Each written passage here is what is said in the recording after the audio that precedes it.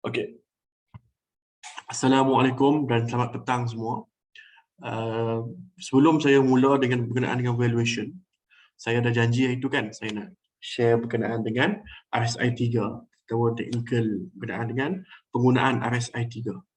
So, penggunaan RSI 3 ni adalah satu penggunaan di mana saya panggil sebagai teknik tangkap pisau. Okey, teknik tangkap pisau ni dia punya idea dia kalau tak ada suara tu kena tekan mute unmute mic.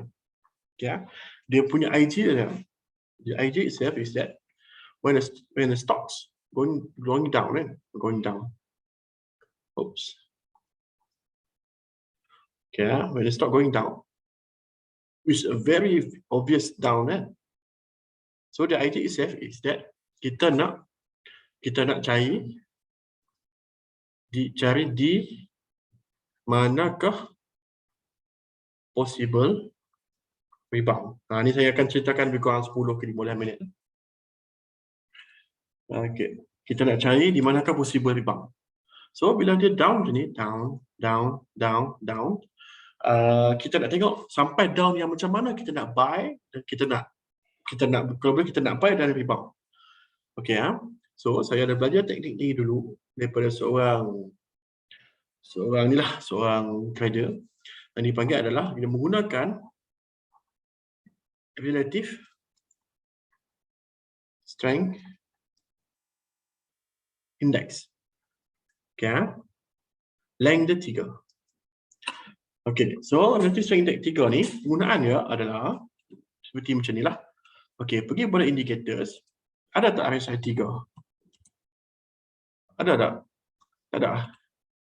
Kalau tiada, saya nak bagi. Okay.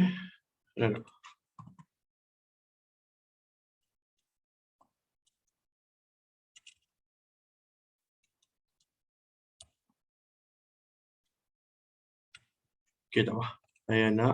Saya nak bagi kod ni. Alright. So, this is the code. Tuan-tuan dan puan-puan hanya perlu copy dan paste sahaja. Okay. Saya kongsikan jap. Maaf semua. Saya nak terangkan penggunaan tapi dalam masa sama saya kongsilah. File. Kejap. Saya nak cari.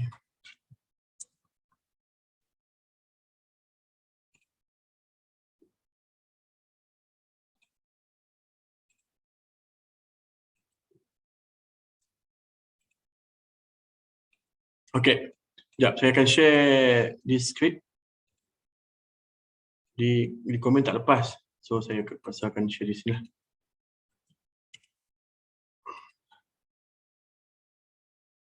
Ni ada RSI 3 ni. Okay, RSI 3. Alright. So, RSI 3, saya akan sharekan di ni. Dan, saya stop screen sharing.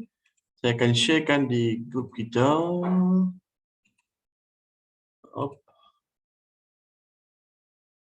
Okay.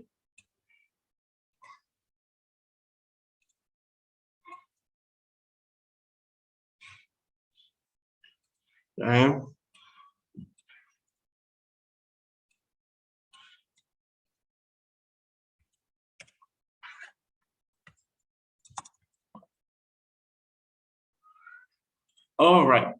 So, here we go. Semua dah dapat. Okay. Yang tu quickly saya akan terangkan method dia. Mostly semua dah ada kan? Semua dah tahu cara untuk masukkan script ni. Saya dah tunjukkan. Kalau tak ada nanti saya akan bagi ni bagi method.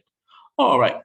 So, the idea itself is that macam saya bagi tahu tadi, kita nak tengok berapa kali merah.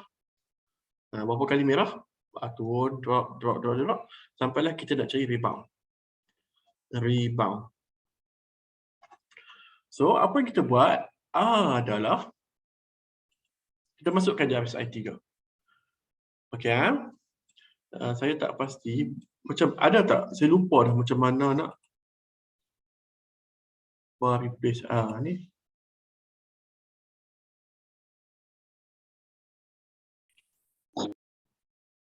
Macam mana ni kita nak replay-kan bar dia? Ada tak untuk backtest? Saya tak pasti dah, tak ingat dah.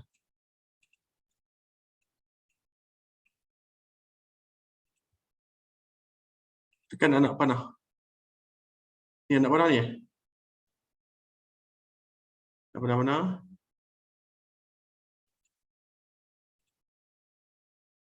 Klik dekat candle. Tekan. Sekejap. Oh, tak apalah. Okey, tak apa. It's okay. So, nanti saya ni, siapa yang ni boleh tolong tunjuk.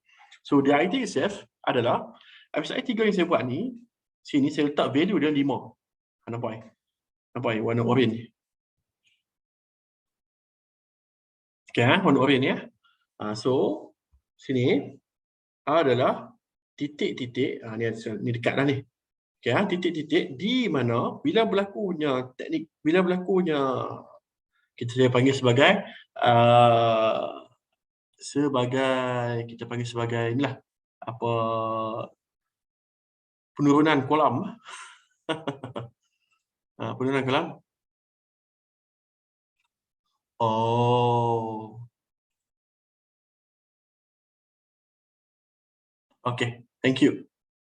Thank you. Saya tekan kat sini. Aku buat. Oh, thank you guys. So, macam mana nak patah balik?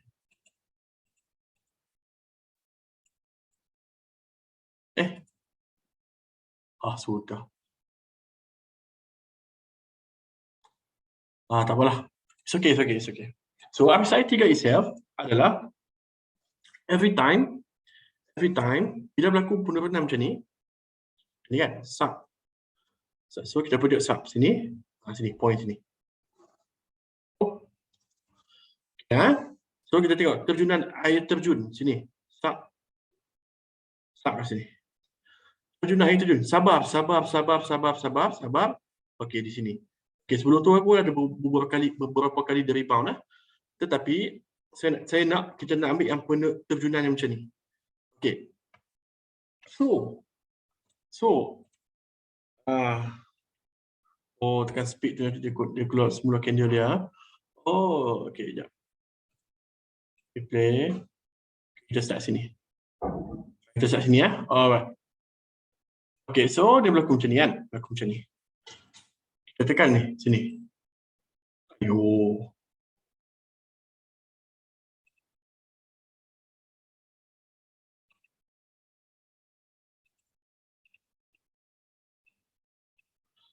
Dia turun. Kan? Dia turun macam ni. Alright. So tengok candle sini. Dia senduh sini. Turun. Alright. Dia turun kan? So bila dia turun sini, RSI 3 hit bawah ni. Nampak? RSI 3 hit dia bawah. Hijau. Dia auto play guys. So tengok betul-betul betul-betul. Saya first time try. Betul-betul. Okay. So bila RSI 3 hit bawah, dia rebound. Nampak Okay, tengok. Sini. Alright. So kita tunggu dia drop. Dia terjunan.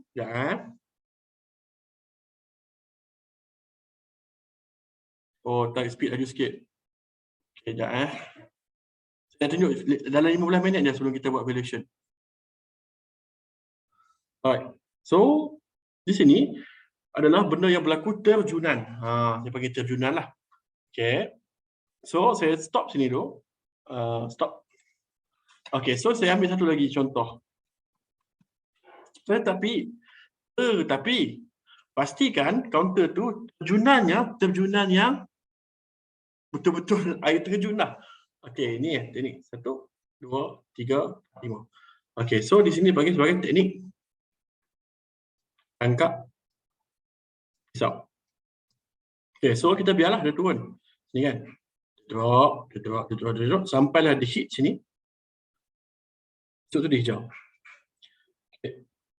Dia drop again here, dia esok tu dia hijau. Okay, dia drop lagi sini, why? Esok tu dia naik. Sini, esok tu dia naik.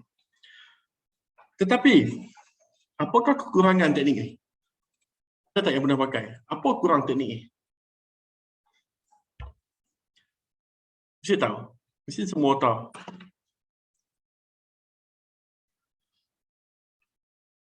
Ya,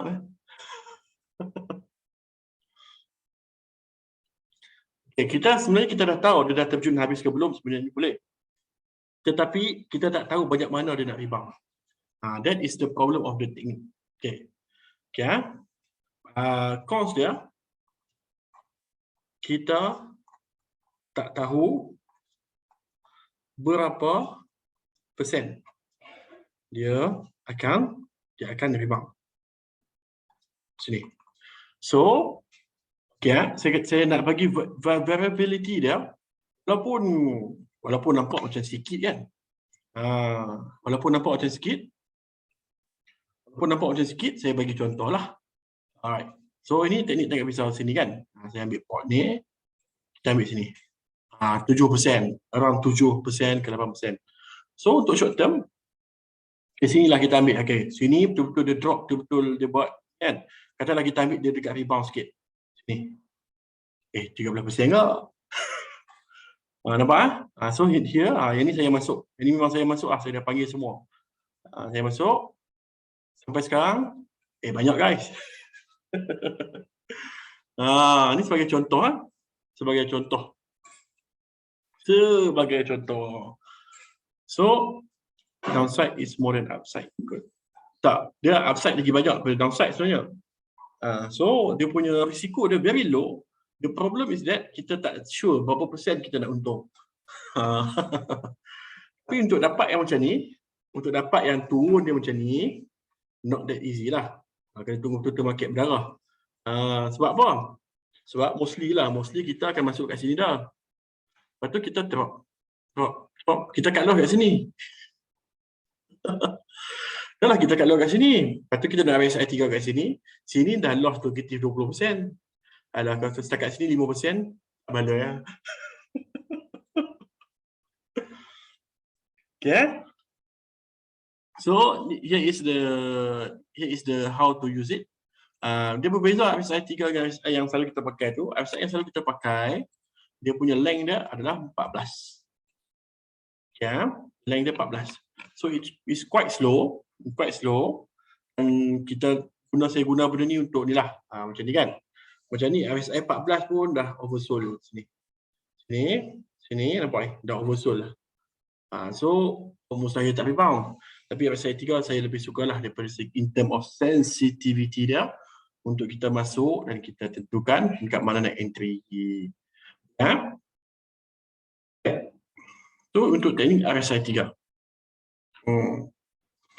Mustahil. Sebab tu saya kata mustahil tak rebound. Mustahil tak rebound. Mustahil untuk RSI itu negatif. RSI itu akan positif sebab formula dia.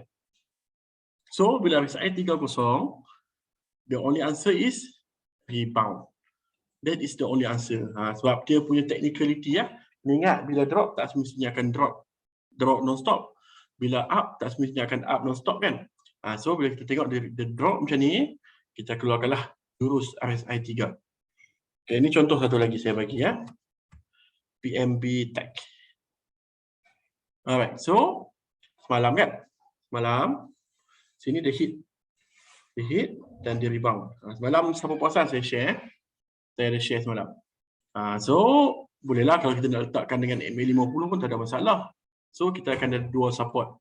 Tapi just nak cakap, the problem hanyalah kita tak tahu berapa persen. Okay. Tapi kalau kita entry tu, insyaAllah dah. Saya panggil sebagai insyaAllah akan ada manis-manisannya. So ada screener tak? Ada. Nanti saya share. Ada. Adalah saya ada calculation sikit. Ada. Nanti saya share. Boleh So apa kita nak tengok di sini macam mana kita nak ni lah. Ni kalau betul-betul market memang betul-betul dia drop sampai kita tak tahu kat mana nak rebound kan. Waktu ni saya guna. Kalau market cantik tak payahlah keluarkan benda ni. Nampak? Tuan-tuan dan puan. Sini. No, next candle putih. Next candle putih. Next candle putih. Macam.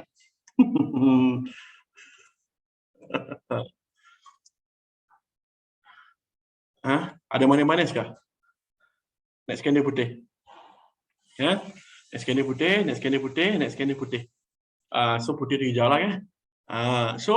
Tapi problem dia kita tak tahu dekat mana dia nak rebound. Atau maaf, problem kita tak tahu berapa persen dia akan rebound. Okey. Ni satu lagi. Ni satu lagi. Nah, dia drop sini kan. Drop sini. Drop lagi sini sampai. So, tetapi lepas tu dia rebound lah. Rebound. So, area sini, dia drop lagi dan dia rebound balik. So, adakah sentiasa jadi ataupun tidak? Possible saja sebenarnya kalau kita tengok lebih dekat kan. Kalau kita tengok lebih dekat lah. Ni sini. Kita tengok lebih dekat. Esok tu dia open gap up sikit. Tapi itulah saya kata tu. Kekurangan method ni adalah kita tak tahu berapa persen dia nak rebound. Sini kan. Sini. Esok tu kena putih. So problem dia kita tak tahu berapa persen. Sini. Esok kena putih. Kalau kena yang dapat yang ketiga ni jackpot lah. Dapat yang ketiga jackpot. Dapat yang ketiga jackpot. Tapi saya selalu saya tahulah nak guna SI3 ni dekat kaunter mana. Siapa-siapa yang pengalaman dia tahu siapa-siapa yang pengalaman dia tahu kat kaunter mana kita nak pakai benda ni.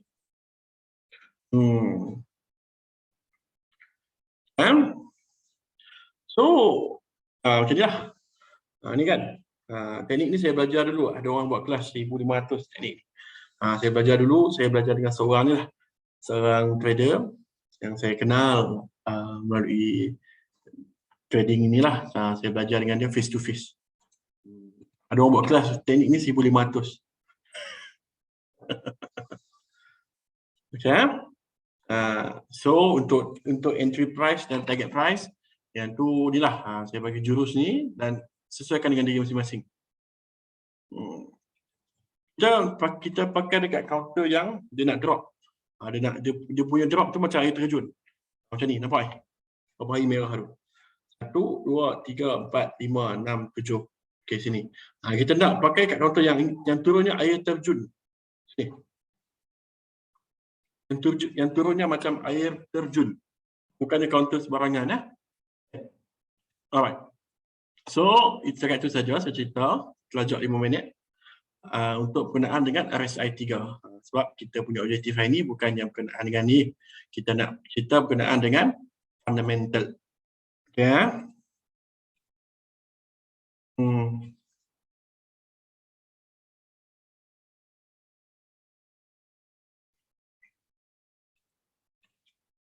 Sebab teknik ni lah dia teknik yang praktikal. Kena ingat teknik yang praktikal. Saya kenal pelopor dia. Memang very famous lah. One of the top optimizer dalam Malaysia. Memang dia buat kelas harganya ribuan, 1,000 lebih. 1,500 lebih kurang. Hanya khas untuk ajarkan teknik tangkap pisau. Saya tak nak lah. Kalau saya sebut keyword ni mesti ramai yang kenal dia siapa. So teknik ni guna je lah, tak ada masalah. Tapi macam saya kata, kekurangannya kita tak tahu berapa persen dia nak rebound. Dan lepas tu pengalaman yang membezakan kat mana sama ada kita nak target price ataupun kita nak hold. Okay. Bukan kelas tak esok. Okay, so kita akan go to melalui fundamental analysis, valuation. Sebab saya ni lah, valuation ni part yang terakhir sekali sebenarnya dalam saham ni. Tapi saya buat juga sebab apa? Sebab market dah cantik tuan-tuan. Saya try lah tadi buat satu valuation, satu counter teknologi ni. Allah, manis. Nampak memang ni lah, memang jarang lah nak dapat diskaun yang macam ni.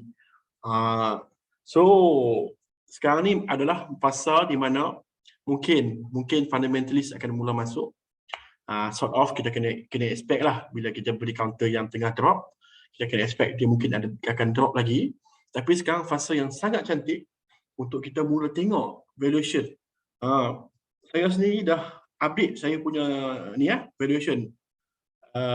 Ni saya buat ni, saya kantillah nama counter. Nama counter hanyalah sebagai contoh, disclaimer saya siap. Saya ada yang kata, oh Najib bagi by call, tak.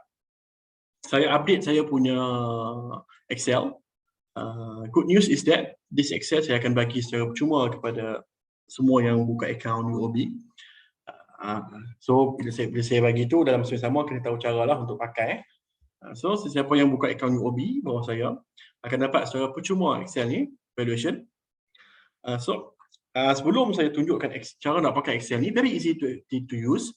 Letakkan nama counter, letakkan share price, ada beberapa sahaja kolom yang kena masuk. Warna kuning ni semua kena edit masuk. Kemudian once edit masuk, dah akan keluar valuation kat sini ya. Ni valuation setiap method dan sini average valuation. Okay, dapat Saya masukkan 1, 2, 3, 4, 5 model. Ada model-model lain lagi, tapi saya masukkan yang ni dulu dan masing-masing boleh pakai This one is saya ni copyright reserve Najib Fazai 2022. Baru saja siap tadi. Sebenarnya saya dah ada sebelum ni, tapi sebelum ni serabut. File kecil-kecil bawah ni. Ada page kecil-kecil. Tapi sekarang saya dah buat full kat satu page. Hanya tekan keluar. Tekan keluar result. Tekan keluar results. Ya, tapi sebelum tu saya akan terangkan macam mana nak pakai, dan lepas tu kita akan buat beberapa contoh. Kita nak tengok adakah berbaloi ataupun tidak untuk hentam counter teknologi. Contoh. Right? So, tak semestinya counter teknologi, ada counter lain juga. Tapi sebab apa saya buat kelas ni? Sebab kita nak fokus dekat teknologi stocks lah. Okay, sebab apa saya nak fokus dekat teknologi stocks? Kita nak apa? Nampak? Okay, kita tahu dia uptrend. Kita tahu dia uptrend, tak ada masalah. Nampak? Kita tahu dia uptrend. Ini sebagai contoh lah, Franken bukan saya suruh beli. Kalau kita masuk kat sini, dengan kat sini, mana lagi best? Contoh.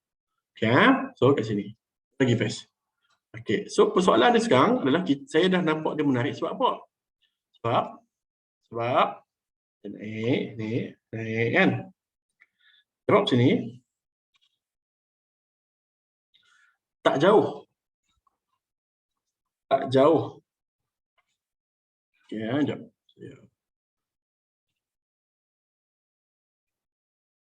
Dah.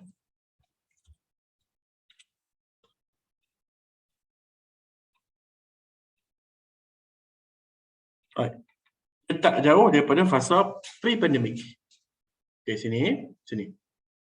Which is bagi saya ada something good. Bila saya buat tadi memang nampak lah ada something good. Contoh-contoh yang lain. Kita nak tengok tech stock dulu sebab tech stock yang tengah menarik sekarang. Okay.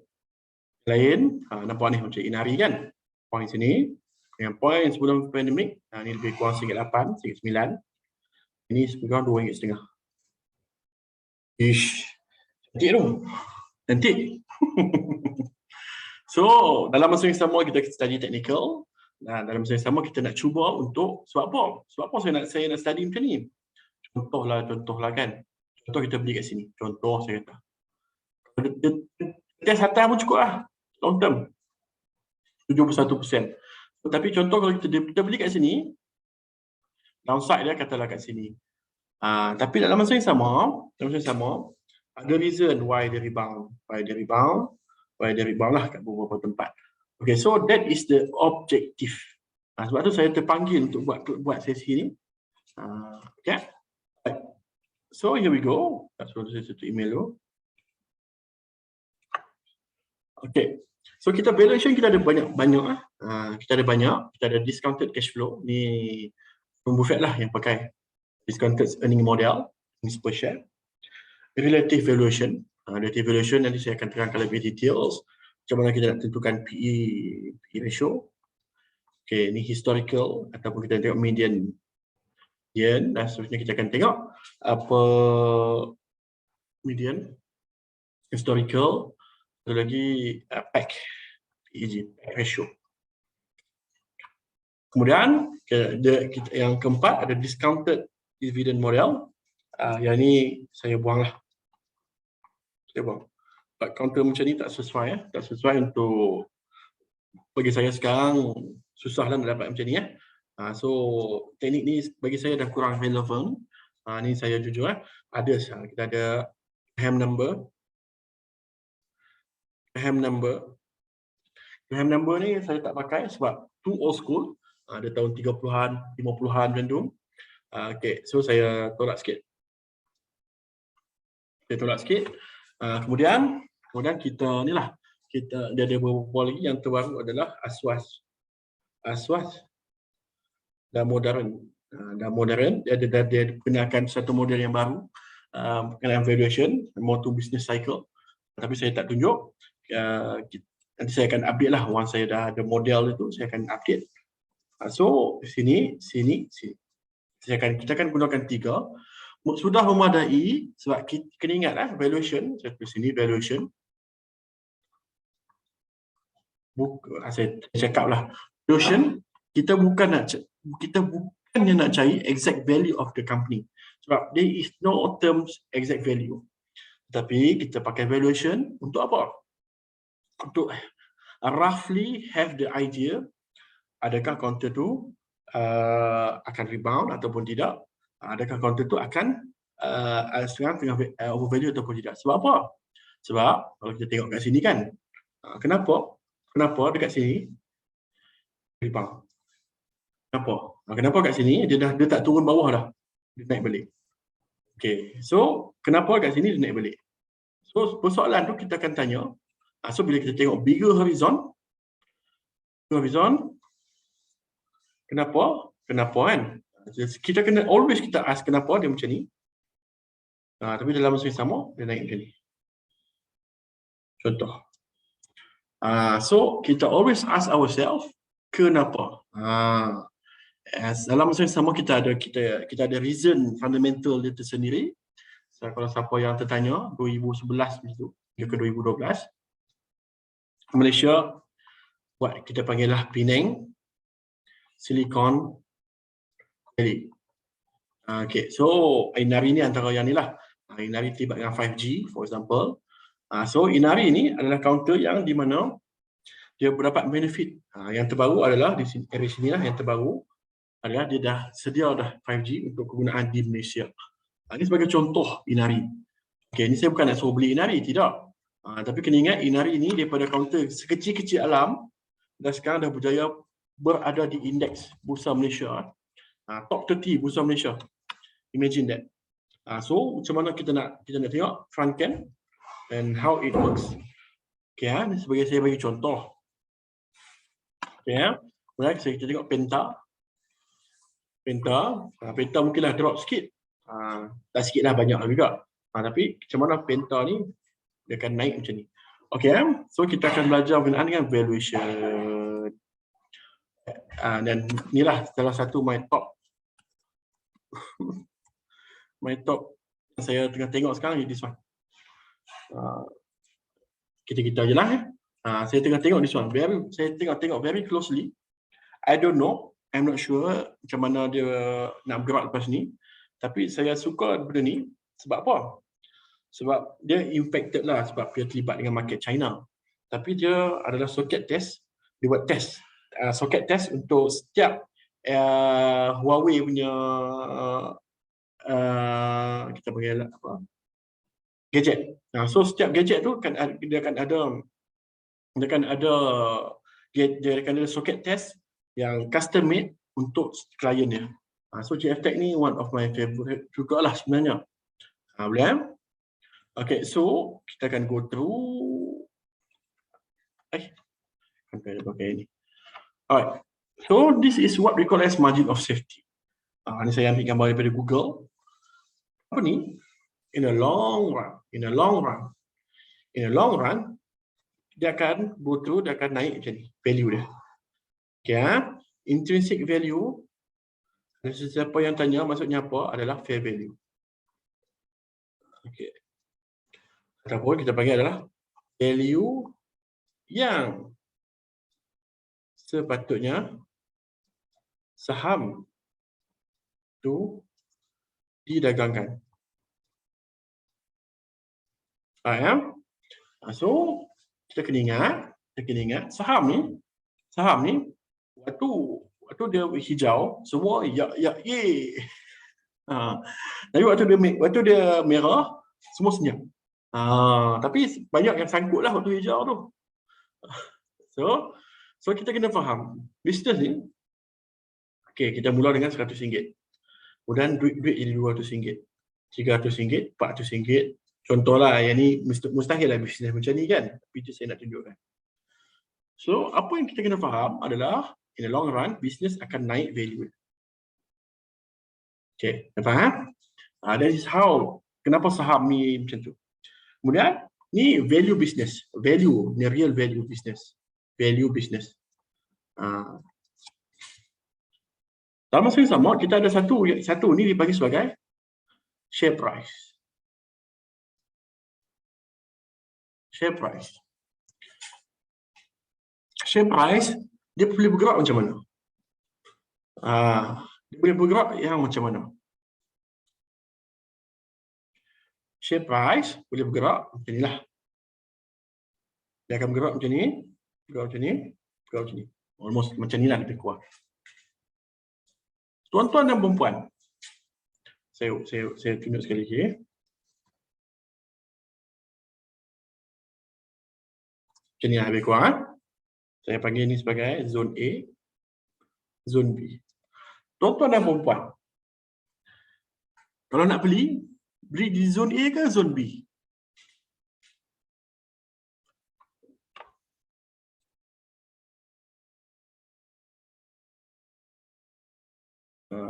Ada tak yang tengah type B? Kenapa ramai jawab A padam-padam? Type B pula. Type A pula. Ada tak yang nak jawab B? Okey ya. Okey, so kita nak beli saham ni, kita dalam fasa macam ni lah.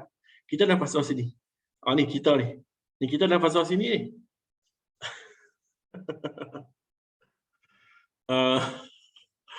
Okey. Kita dalam fasa sini. So kita nak cari, saya highlight sini lah, kita nak cari zone dipanggil sebagai buying zone. Buying zone di mana harga ni dia ada turun sini, dia potensi untuk ke arah sini balik. So this is our target. Tapi tuan-tuan, in reality beli kat mana? In reality ramai beli kat mana?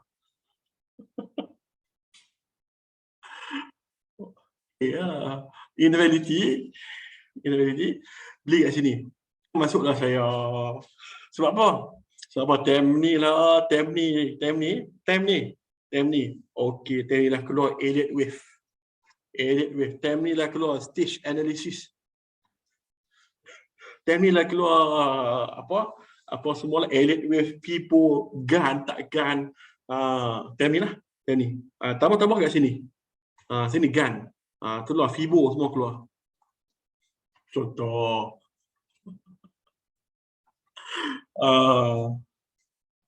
Lepas tu tu tak kira lagi. 52-week high, breakout.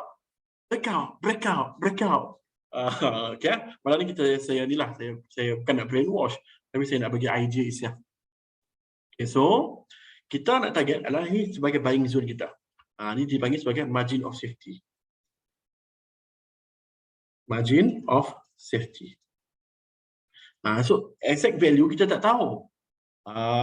So exact value kita tak tahu, tapi kita boleh estimate. Kita boleh estimate sebab apa? Ni method digunakan oleh para analis. So the idea itself adalah kita akan ada beberapa ni lah. Ada setengah counter yang very high quality. The trading dia macam ni. Ni fair value, ni share price. Ni ni kita panggil sebagai high quality lah. High quality. And Jujur saya cakap, this is the reality. Okay, this is the reality. Dapat ha? Sebab apa? Sebab apa? Sebab mostly konten-konten yang macam ni, Apple, Malaysia kebanyakan ni konten-konten teknologi lah.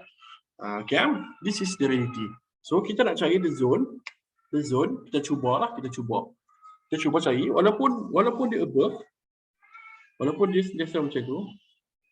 Dengar tak suara budak tengah menangis? Jiran sebelah. Ada dengar?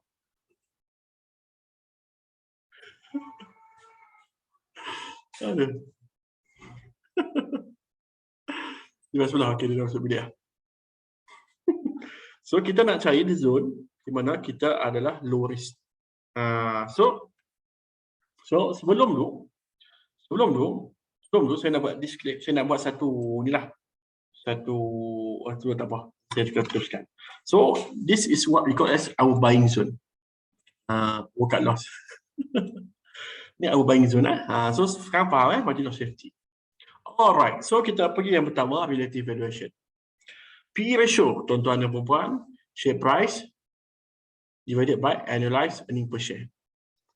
Mudah saja. Ramai yang pening kata macam mana je. Okay, so macam inilah kiraan dia. Saya bagi contoh, Makcik Ikea. Saya uji contoh sini. Tapi tak apalah, saya contoh sini. Okay, Makcik Ikea.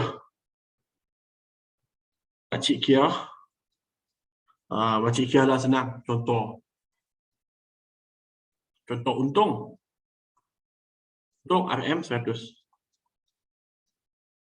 Pemegang share dia bagi in term of unit 100 orang. 100 unit, maaf. So 1 unit RM RM1. Okay, ni untung. Okay, so most of the time dia market ni secara dinamiknya kita takkan bayar satu saham, kita takkan beli pada harga RM100, betul tak? Saya bagi contoh. Makcik Ikea berniaga nasi lemak. Hari-hari dia maintain buat sale 100. Dulu mula RM50 untung 100. Untung 150, untung 200, untung 250. Alright, so dia meningkat. Betul tak? Dia meningkat. Jadi ingat, saham ni is the future price. Agak-agak Makcik Ikea yang untung RM100 ni, Makcik Ikea nak tak saham dia dinilaikan pada harga 100? Kan lebih? Faham tak soalan saya? Makcik Ikea ni agak-agak dia nak perniagaan dia dinilaikan pada RM100 ataupun lebih. Dia nak perniagaan dia dinilaikan pada RM100 kan ataupun lebih? Lebih kan? Dia dah untung sebab dia akan berkembang. So ISF dia akan lebih. So selalu contoh saya bagi. So nilai syarikat Makcik Ikea, contoh saya bagi RM1000. Contoh saya bagi. Zonya macam inilah. Berapa PE ratio?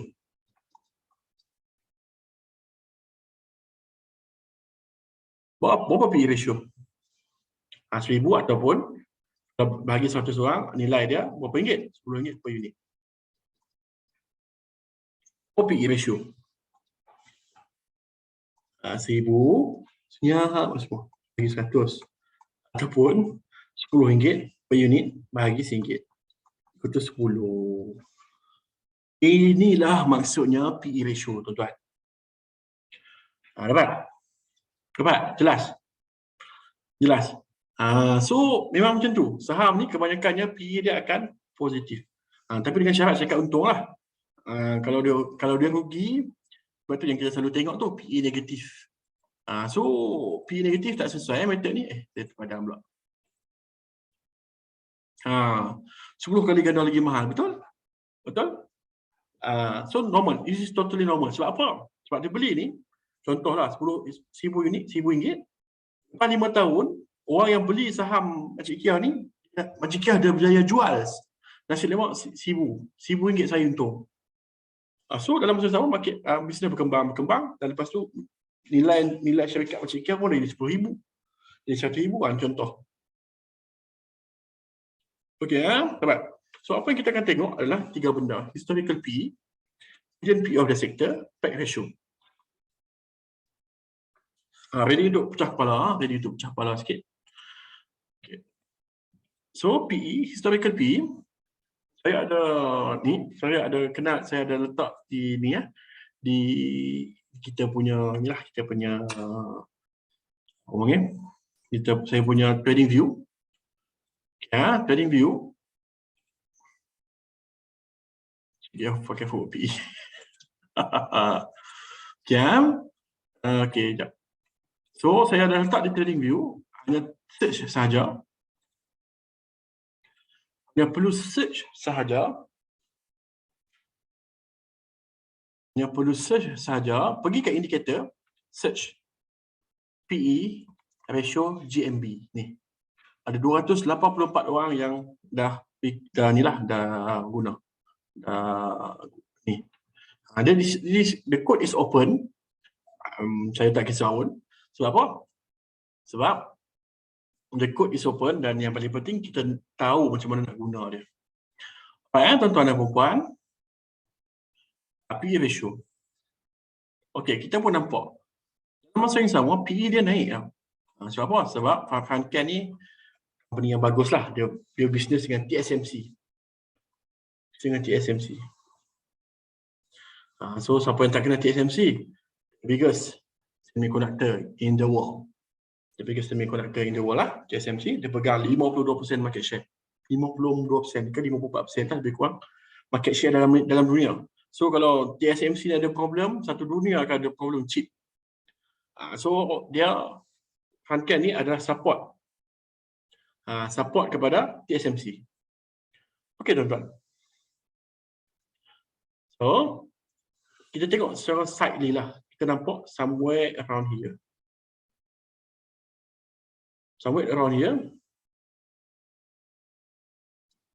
Ni lah. So kita nampak sini. Sini PE 40. Sekarang PE 40.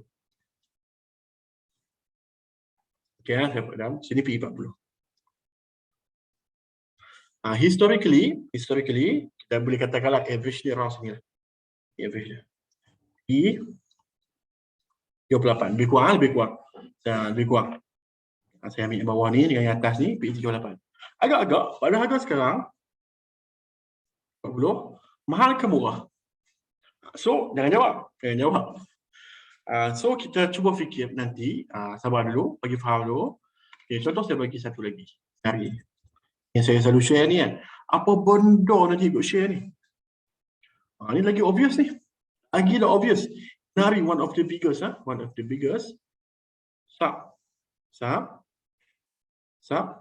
Oh, payah nak tulis ni. Kita buat kotak sikit.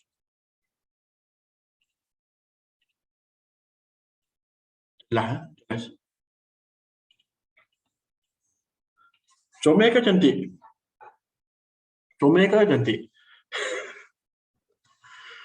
So kita gabunglah dengan teknikal nanti kan. Tak perlu risau. Contohlah kita nak masuk teknikal. Okay, support dia RM2.5 je. Support semua. So this is where the share price is traded. Sini, around here. E ratio ni. Dan pada harga sekarang, PE dia kembali kepada harga average. Kenapa saya pilih Inari once again? Sebab dia the biggest company in Bursa. Tapi kena ingat, dia the biggest mungkin akan slow sikit. Tapi just saya cakap biggest company pula, biggest technology stocks in Bursa. So ni PE ratio. PE ratio bila lagi kita akan cuba gabung. Okay. Apa kekurangan PE ratio? Siapa tahu? Angkat tangan. Sebelum saya tunjukkan semua yang cantik-cantik, dia inilah. Tak boleh stand alone. Yes, itu satu. Satu lagi, boleh jadi value trap. Siapa-siapa yang baca buku Mark Minerva ni dia tahu lah. Value trap di mana? Contohnya saya bagi sini. Sini. Nampak? Tengok sini. Oh, PE 10 lah, geng. PE 10 je, geng. PE 10. Bam. Naik sini. Alamak, mahal lah. Pun balik. Turun. PE 10 balik, geng. Murah ni, murah ni. Murah ni, murah ni. Murah ni.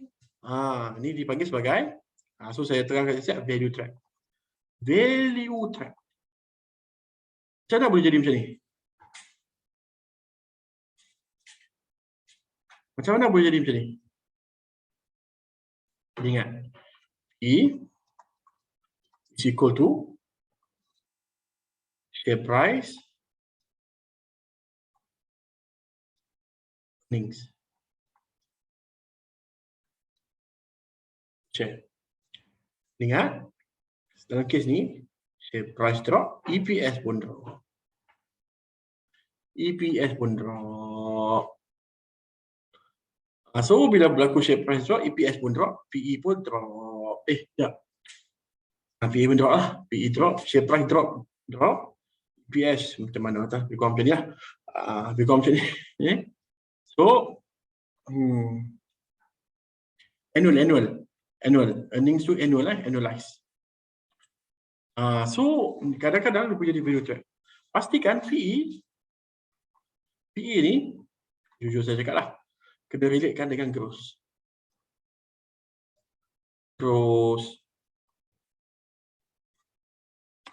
Okay, so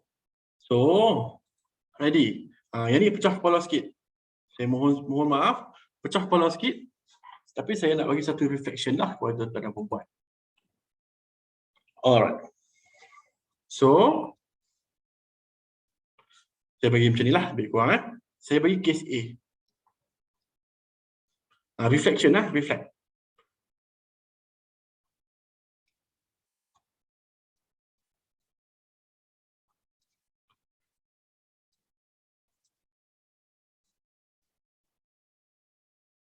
Okay, ni saya bagi ni revenue dia.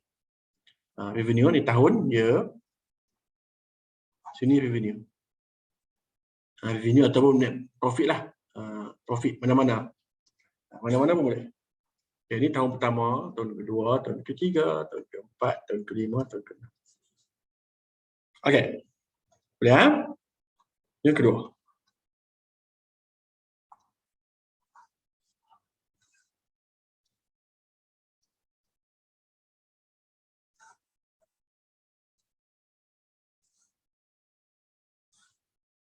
Saya bagi sini, contohlah saya bagi sini 100. Sini saya bagi 500. Contoh. Okay. Tahun pertama, tahun kedua, tahun ketiga, tahun keempat, tahun kelima, contohlah saya bagi sini. Awak makin kecil candle saya ni. Tak apalah. Okay. Saya nak follow yang atas sebenarnya. Ya Allah, ya Rabbi. Ya.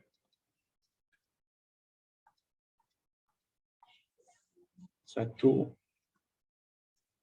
Dua. Contoh tiga. Empat. 5, 6. Okay. So, ni tahun pertama, tahun kedua, tahun ketiga, tahun keempat, tahun kelima, tahun keenam. Sini 100. Sini 500. Soalan yang pertama. Berapakah gross rate syarikat A? Soalan yang pertama. Sebelum jawab soalan pertama, saya tanya soalan kedua. Syarikat mana yang lebih bagus? Jawab soalan kedua dulu.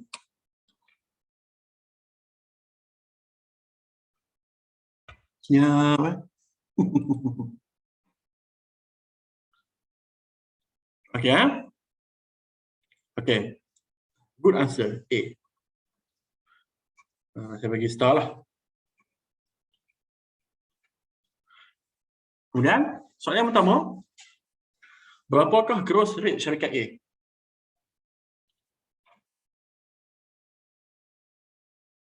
Berapakah gross rate syarikat A? Okay, gross rate syarikat A. Okay, so saya ni, saya bagi Excel ni. Excel ni boleh siapa-siapa nak pakai. Berapakah gross rate syarikat A? Senyap semua. Tak, mana boleh? Dia kena value.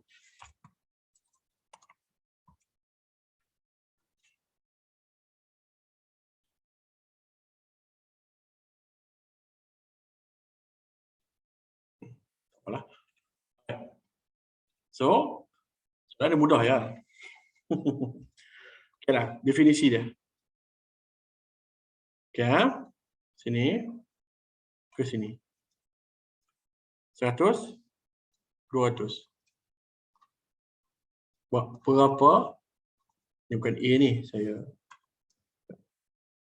Maaf.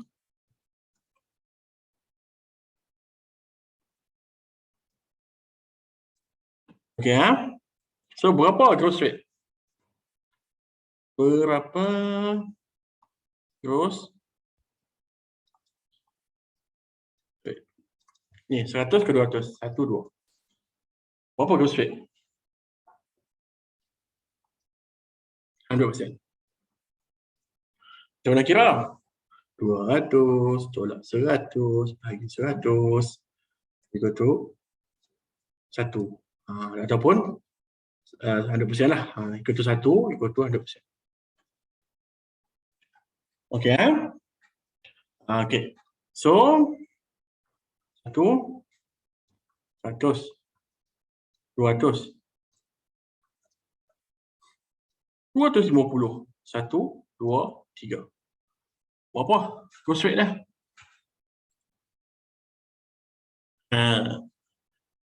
Apa gross rate dah?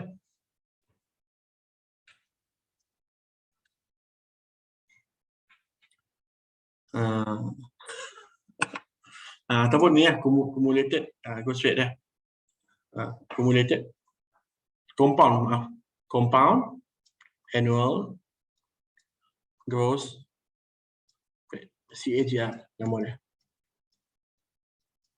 Berapa? So, bukalah kalkulator. Jangan risau. Kalkulator ni mudah nak pakai. Mudah ya. 100. Contohlah saya bagi 100, 200. Setahun. 100%. Itu jawapan untuk yang pertama. Sebab apa tadi? Kan? Tadi 100 ini. 200 ini. Sekejap. Yang ni tak perlu hafal pun formula dia. So, sini 100, 200. Tahun pertama, tahun kedua. Period dia setahun. Satu ni. Sini ke sini, period dia satu. So, jadilah 100%. So, untuk yang kedua, 100, 150, period dia 2. Dapatlah 58%. Ada yang jawab betul tadi. Faris. Faris jawab betul. Faris tak cia. So, dapatlah 250%. Ni gross rate lah. Gross rate ni dipakai. Saya macam mana pun saya kena ajar juga. Sebab benda ni dipakai oleh analis. So, analis kena tahu benda ni. Ataupun siapa-siapa yang ambil modul 7, dia tahulah benda ni ya. So, ini gross rate. Balik kepada soalan tadi. Berapakah gross rate syarikat A? Berapa? Ya, ni 1, 2, 3, 4, 5. 100, 500. Masuk ke kalkulator. Kita kira sini. 100, 500. 37.97 contoh.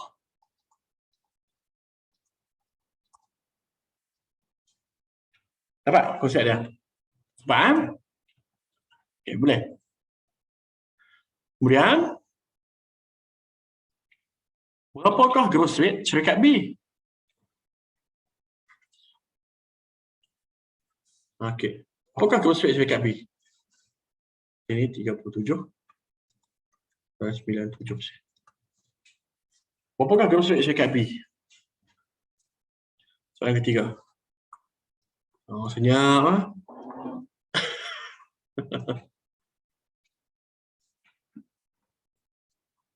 Syarikat B. Benda ni penting ya. Saya nak tunjukkan ni.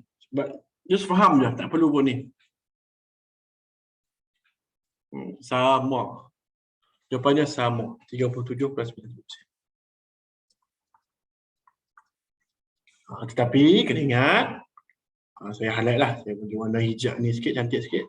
This is the golden. Ni golden. Cantik lah. Lawa. This one adalah syarikat yang mana kita nak cari dia punya ni macam ni lah, macam ni. Saya bagi satu contoh. Tak perlu cari jauh pun. Tak perlu cari jauh. Tak perlu cari jauh. Saya buka KSC screener. Contohlah saya buka. Saya bagi satu contoh lah. Bukan saya nak ni.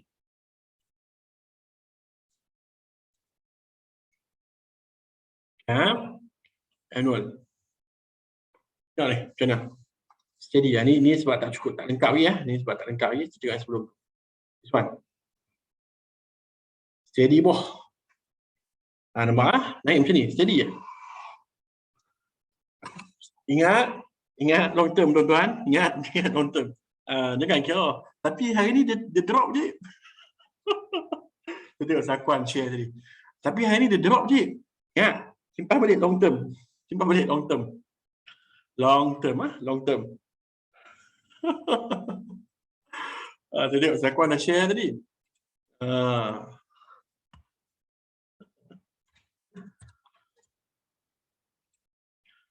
Okay. So, translated tu apa?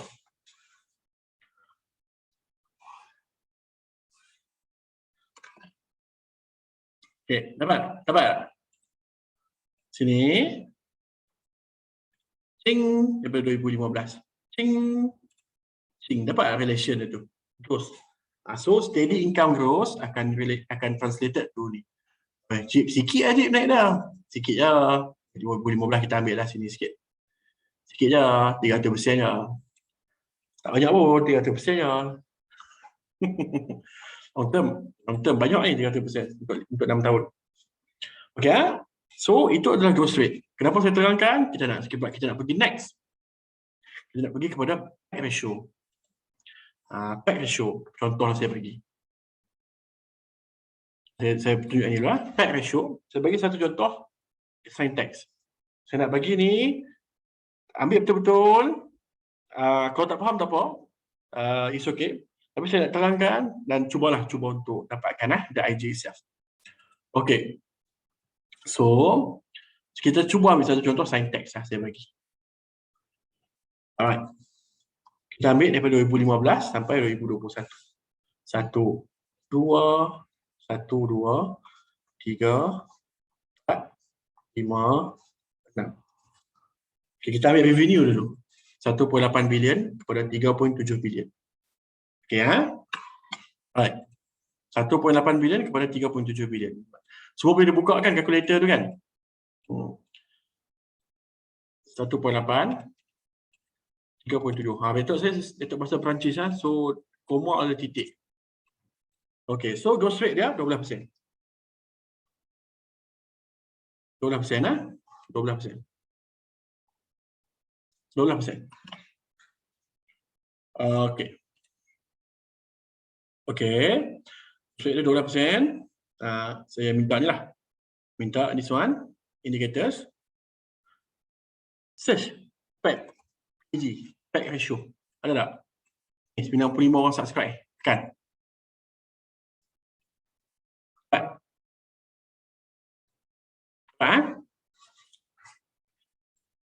Tuan-tuan. Dan so, kita tengok sini. Kita tengok sini. Pack ratio. Kita boleh setting lah kat sini. Saya tulis dah sini. CAGR 10%. Kita dah kira tadi lebih kurang 12.76%. Berapa? 13 lah. 13. So,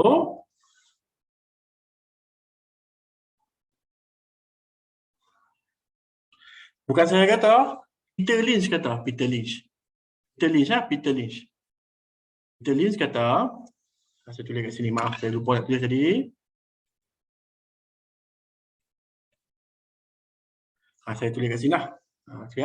Peter Lynch kata, pack ratio below 1 is a pi signal. It's almost difficult. Tapi ini dalam buku, seingat saya, One Up or Wall Street. One Up or Wall Street dalam ni. Saya lupa dalam buku mana. Dalam ni saya rasa. So saya ada PDF dia. Saya tak share lagi lah. Saya dah pernah share dah rasanya ni. Dalam buku ni lebih kurang.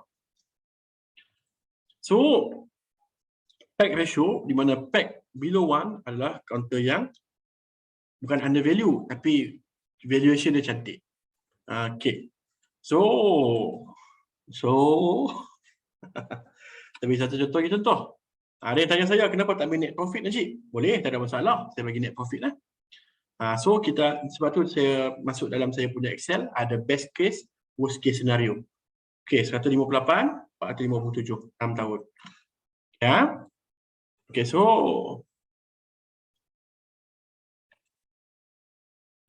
158, 457. 19.36. Lebih kurang lah 19%. So kalau kita masukkan dekat sini, pack ratio ni, kita masukkan 19%, selalunya saya akan ambil yang paling rendah. Lagi dah dia under value, tuan-tuan. Always under value. So saya akan ambilkan yang ni lah. So saya dah cakap, saya ambil 10% sudah lah. Okay, so syntax ni one of the counter yang saya bagi hint, janganlah terus masuk. Tapi just saya nak cakap one of the counter yang mungkin yang ada potensi. Okay, saya ambil satu lagi contoh, Funcan. Sabar tuan-tuan. Tekan Funcan.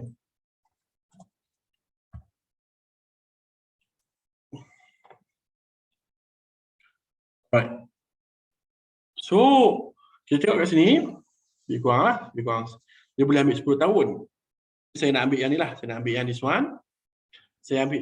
Kenapa saya ambil 2015? Sini. Sini. Saya ambil kat sini. Ataupun saya boleh lah nak ambil sebelum tu, tak ada masalah. Tapi saya je nak ceritakan kat sini. Sini kan. Apa ni. Kita dapat projek daripada TSMC. Tapi tak apa, kita ambil daripada sebelum.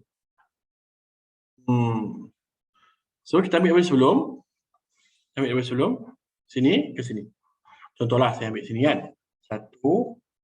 Dah full year ke 2020? Dah full year 2021 dah full year.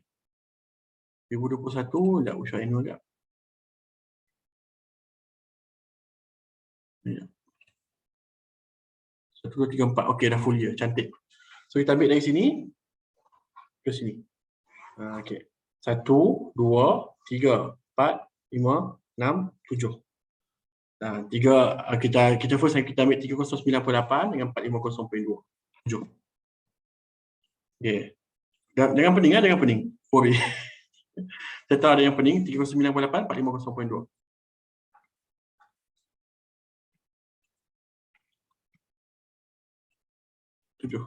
Okay, so growth rate dia 5%.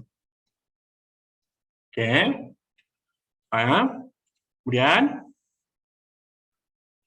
Kemudian satu lagi kita tengok revenue dia. 18.8 ke 104. Ini yang best ni. 18.8 ke 104. So, tuan-tuan dan puan, nak ambil yang mana ni? Nak ambil yang mana? 57 ke 5% tadi? Kita ambil Kita tengok worst case dengan best case. Kejap kita akan masukkan dekat sini ya. Alright. So, kita akan tengok sini. Kita masuklah. Ini impact ratio. Kita letak. Okay, kita letak yang first 5%. Okay, so kita akan nampak lah. Kita akan nampak dia always above. So, kalau kita letaklah 20, tadi berapa persen last sekali? 20%. Kita letak 20% lah. 20% net profit. So, sebenarnya Funcan ni sekarang ni tengah still lagi overvalue lah, overvalue, tapi dalam masa yang sama ini yang saya study dulu dengan East tu. Berapa lama dia under value tapi tak ada siapa beli. Tapi kemudian saya terlepas waktu 2020 sikit lagi under value. Tapi saya bagi tahu Funcan sini lebih kurang lah sini. Funcan dah start menarik dah start menarik. Jadi kita akan tengok valuation yang seterusnya. Dapat lebih kurang. Pening je, pening . Lepas tu kadang-kadang saya tak buat kelas valuation. Tapi saya terbagi juga sebab saya nak bagi dia roughly the idea. Nanti saya akan share input dalam group klien. Saya akan mula share input. Dalam masa sama lama-lama akan faham lah. Akan faham sikit demi sikit . Okay, so kita akan go next. Ya, saya nak tengok email je. La ilaha illallah. Saya lupa leave meeting.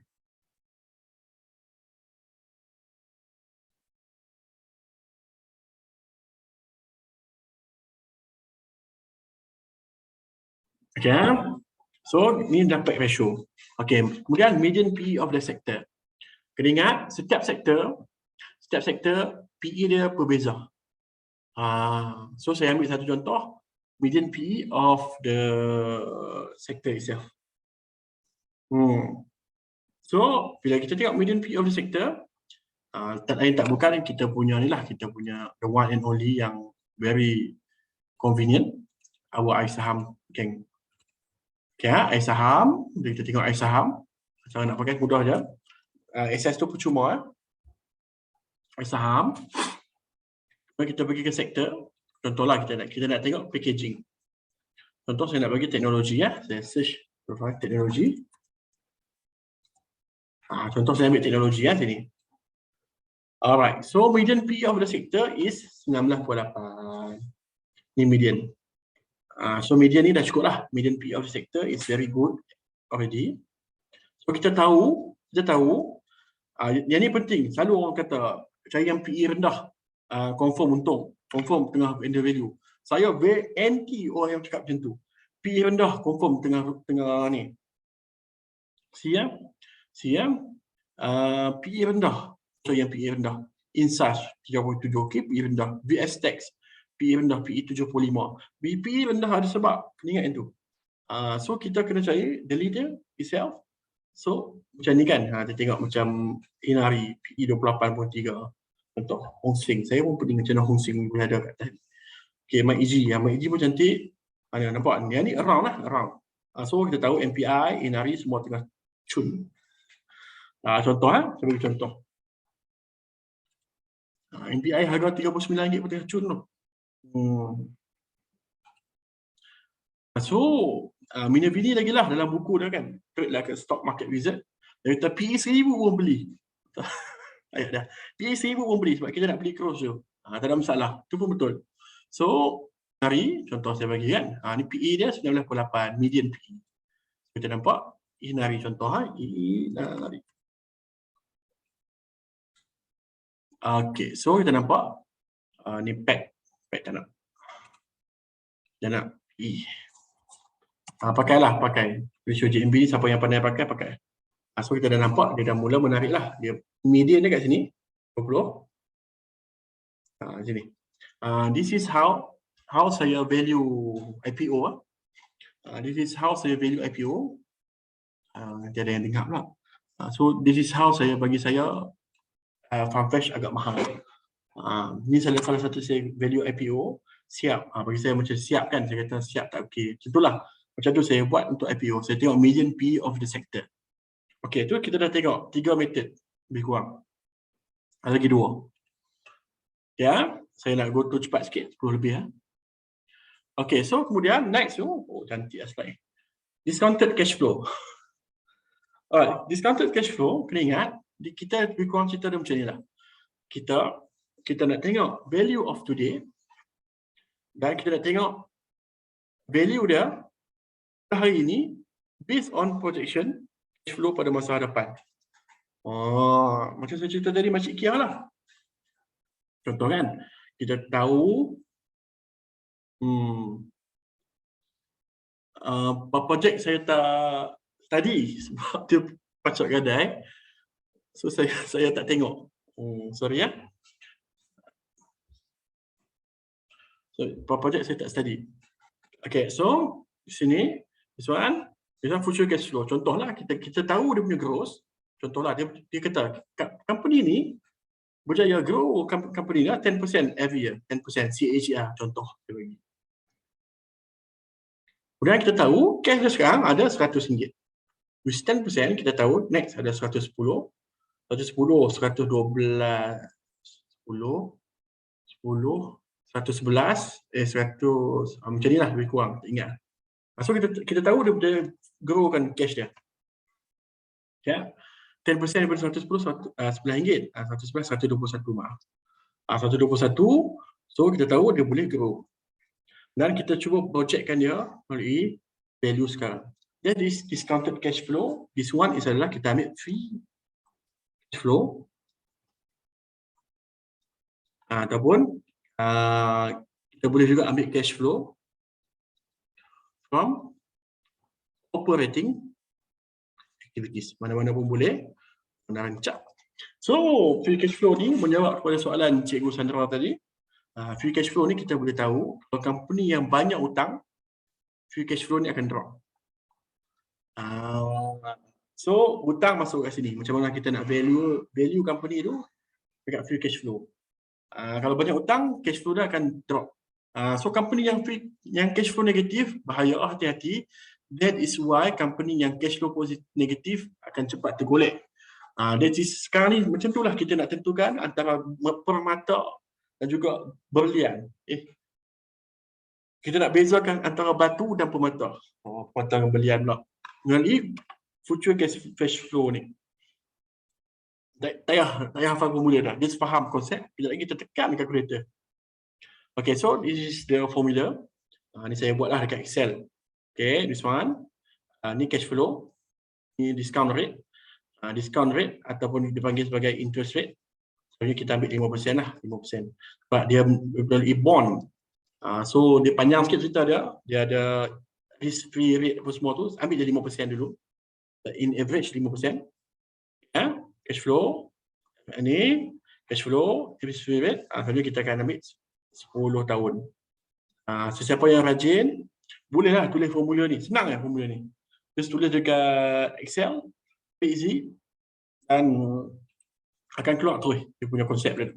Tapi siapa yang tak berapa rajin, pakai je lah calculator saya bagi ni. Boleh. So siapa rajin, teruskan. Siapa kurang rajin, boleh pakai calculator saya bagi ni. Boleh. Alright. Kemudian semua juga discounted earning models. Ni saya bagi earnings per share. Saya lukis ni. Okey. Alang-alang saya tengok lukis lah. Saya lukis ni. Ni boleh pusing. Tak ada. Dia 3D art. Duit ni boleh pusing. So. Kita pusing duit ni sikit. So, bila duit ni boleh pusing. Dia nak cakap. Sama juga konsep dia. Adalah earnings kan. Earning kita katakanlah 10% growth. Okay. Sekarang ada earning dia $1. Ni adalah $1.1. $1.21. Ini bertambah lah. Bertambah. Kita nak future ni, kita project ke today. That is how kita ni lah. Kita what we call, kita tentukan macam mana saham tu bagus ataupun tidak based on discounted earning per share. Alright. So, sudah. Cukuplah kita menderita dengan apa? Dengan kiraan-kiraan yang pelik-pelik. Kita masuk praktikal. Kita ada lebih kurang 15 minit ke 45 minit. Saya pun dah start mengantuk sekarang tidur awal. Okey. Buy call bank dia akan tulis. Dia akan tulis buy call bank dia akan tulis. Kadang-kadang dia pakai cash flow, kadang-kadang dia pakai forward PE. Macam saya buat tadi PE, kadang-kadang selalunya dia akan pakai PE. Kadang-kadang dia akan pakai discounted earning per share. Okay, this one. Malam ni tak ada chat. Unluckily malam ni tak ada chat. Sebab saya nak ni lah, saya cat UOB tu masalah ada, cat UOB tu dia tak boleh ni. Cantik duit ni pusing-pusing pula. Okay, so kita tengok kat sini, saya tak pakai cat. Okay, macam ni saya bagi contoh. Satu kaunter namanya Inari. Semua ada access to Excel lah. Saya dah bagi tadi. Saya dah hantar kat grup. So, share price. Contoh saya bagi. Stock name Inari. Ni yang warna kuning sudah kita edit. First kita akan go through this part dulu A dengan B sini. Kita akan go through this part dulu. Kemudian kita akan yang second B, this one, last baru kita pergi yang bawah. Okey, kita ambil contohlah tiga counter lebih kurang. Inari. Harga sekarang RM2.94. Okey, kita save. Siapa yang ni? Okey, cash flow. Cash flow. Tak payah pening kepala. Apa dia dah bagi dah. Orang bagi apa? Trading view dah bagi. Tahu tak macam mana nak dapat benda ni? Okey, buka trading view. Buka trading view. Search Inari kat sini. Tradingview.com. Search Inari. I-N-A-R-I. Inari. Kat sini. Dia tekan launch chart. Kat sini tekan see overview. So kita nampaklah Inari di sini. Kita nampak Inari kat sini. Okey, ni analyst rating. Okey, semua tak. Kita pun pergilah dekat financial sini. Ada tak yang tengah menulis Excel dengan saya? Semua tengok dulu.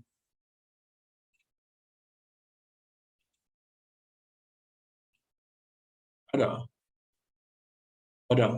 Okey, cun. So, tekan financial kat sini. Siapa-siapa yang nak ni, saya bagi terus link dia. Saya pakai Inari dulu. Once again, sebab bukan saya suruh beli Inari, saya tak ada pegangan dari Inari. Tapi just saya cakap, dia tengah cun lah. Cun.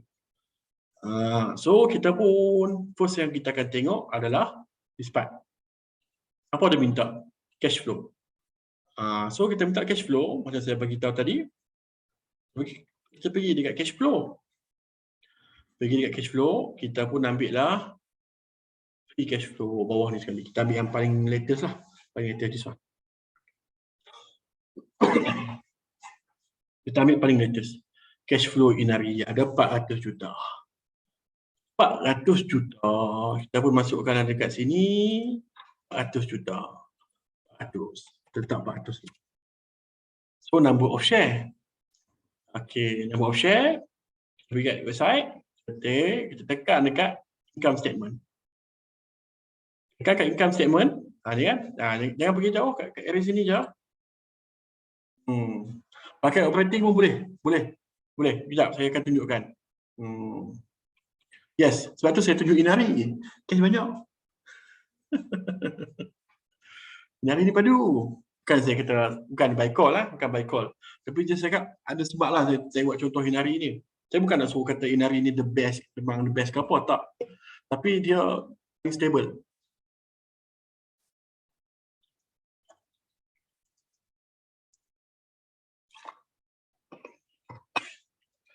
Okay. So, kita akan tengok kat sini. Lebih kurang macam ni lah. Kita nak diluted shares outstanding ni sini. Kita nak tahu number of share dia kan. So, kita tengok sini. Ini, share. 3.34 bilion. 3.34 bilion ataupun 3,340 juta. 3,340 juta. Kita tulis sini. Okey. Buat sekarang, dapat tak konsep? Dapat? Alright. Kemudian kita tengoklah Inari punya gross. Contohlah, kita ambil net profit dia. Net profit dia 152 point sini ya, sini. Net income. Sini net income 152.53. Sekarang net income yang trailing 12 months, kita ambil dia trailing 12 months 384.53. Okey ya. Tak ada beza pun. 152.83, 384.53. 1, 2, 3, 4, 5, 6. 6 lah sebab ini trailing 12 month lah. Maksudnya dia ambil kat sini. Lebih kurang 6 lah, 6. Ataupun siapa-siapa nak ambil ni pun boleh full year. Jadi macam ni. 1, 2, 3, 4, 5, 6. Okey ya, 6. So kita letaklah 152 dan 330. Kita masuk kat sini, kita pergi kat bawah ni. CIJR calculator 152 330. 152 330 6. Okey, growth Inari lebih kurang 13.8%. 14% lah, kita ambil 14%. Lebih kurang ah. Ataupun kalau kita ambil 380 tadi. 15% lah kita ambil macam ni. Okay, so kita nampak dia lebih kurang 16%, which is very good. Very, very good. Kenapa saya kata very good? Company yang boleh maintain growth 10% ke atas CAGR 5 tahun, company itu marvelous. Ini contoh Inari. Okay. Once again, bukan ini contoh. Saya bagi contoh. Disclaimer saya siap ni. Contoh saja Inari. So kita ambil lah best case scenario. Okay. So macam mana nak guna ni? Okay. Sini kita dah settle. Okay. Gross rate. Gross rate tu kita boleh letak lah value yang kita nak tadi 15%. Okay. So apa kata kita buat? Instead of kita nak the best paling teruk, kita buat dua. Satu best case scenario, satu worst case scenario. Bukan ni kan, kita letak satu tu contohlah kita letak 25%. Letak yang irrelevant lah. Kemudian gross rate yang worst case kita letak 10%. Contoh. Okay, contoh. Kemudian second case adalah saya katakan gross rate yang pertama. Dan ni kan. Ini yang pentingnya kelas ni walaupun kita ada Excel. Gross rate yang pertama 20%. Ini this one. Untuk 5 tahun pertama. Ni dia punya konsep US stocks tengah rally ya. Dow Jones rally. Wow.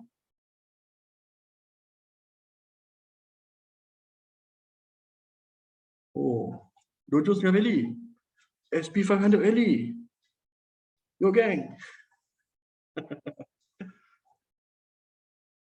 GMB Tech esok. Okay. Esok buat dah. Okay, tak apa. Ni sebab tu saya terpanggil ni sebab market tengah cantik. Okay, so kita masukkan ni 5 tahun pertama, kita ni 5 tahun kedua. 5 tahun kedua. Contoh saya bagi, selalunya saya akan buat macam nilah. 10 tahun total, kita ambil 25%. Kedua kita ambil 20%. Contoh saya bagi. Contoh 20% ke 20%. Okay. So, worst case scenario kita letaklah 10, 5%. Okay, ini worst case scenario lah. Okay. Settle. Part ni. Settle. Okay, settle. So, kita boleh nampak lah. Worst case scenario, intrinsic value dia ni, lebih kurang RM3.53. Ni MOS ni margin of safety ya. Sengaja saya letak, tapi saya tak pakai pun. Just roughly the idea. Worst case scenario, Allah 69 sen. Contoh. RM1.31, RM1.48. Contoh. Okey, kemudian kita pergi kepada earnings per share. Tak saya susah pun. Dekat page yang sama, pun bawah ya. Ni, nampak diluted earning per share. Bawah ni, diluted earning per share 0.11. Kita ambil yang ni lah. Ambil yang ni. 0.11. Contoh. Okay, kita ambil sini, kita letak kat sini 0.1 sini. Okay, so yang lain tak payah tekan apa dah kecuali di bawah. Kita pergi yang ketiga. PE ratio. PE dia sekarang 26.73. PE dia sekarang 26.73. So kalau kita nak edit lah. Ni kalau kita nak edit, kita edit yang dua ni je. Yang kotak kuning je edit. Kita katakanlah worst case, best case. Worst case, best case, contohlah saya bagi sini. Okey, kita tengoklah di chart. Contohlah saya bagi. Okey, best case, katakanlah PE dia lebih kurang 40. Worst case, PE dia lebih kurang 10. 15 contoh. Contoh saya bagi. So, bila kita pergi kat sini, kita tekan PE 40. PE 15. Kita tekanlah. Tak, tekan kalkulator sana sini, kalkulator sana sini. Kita pun dapatlah average valuation. Dan ini saya nak tunjukkan ni. Best case scenario RM3.5. Worst case scenario RM1.26. RM1.26, RM3.5, which is dolar dia yang agak tinggi. Cuba kita kira tengok. Kira, try. Tengah-tengah antara dua ni. This one and this one.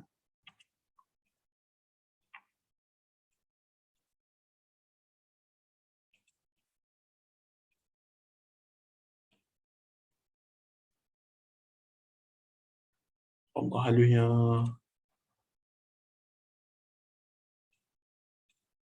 Okay. So, dia punya intrinsic value dia tu, kalau sini kita ambil tu, padahal ni tak payah.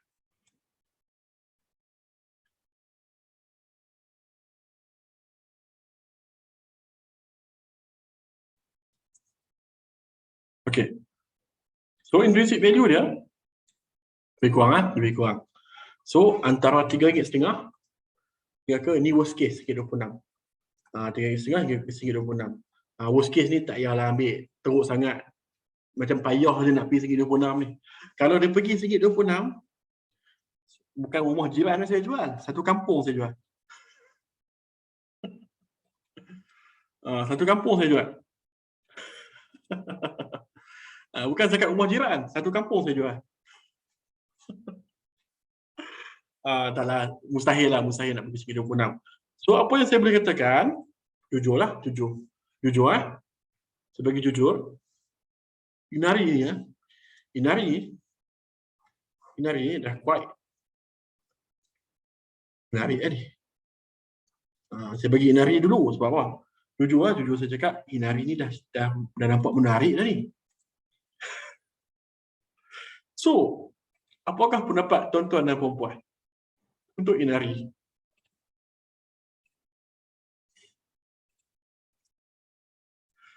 Bagi contoh. So, kita tengoklah technically. Kita cuba relatekan. Kita cuba buat satu cerita yang bukan absurd, tapi cerita yang what we call as inilah yang kita cuba sebab kita nak entry ni. Okey, kita katakanlah idea itself. Okey, Inari ni ada support di RM1.95. Ni dia bigger support lah. The bigger support RM1.95. So, kita pun tengok, kita try MA200.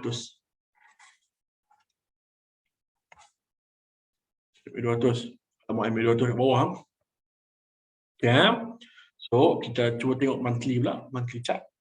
Contoh, monthly chart, kita tengok M40. Contoh, saya bagi.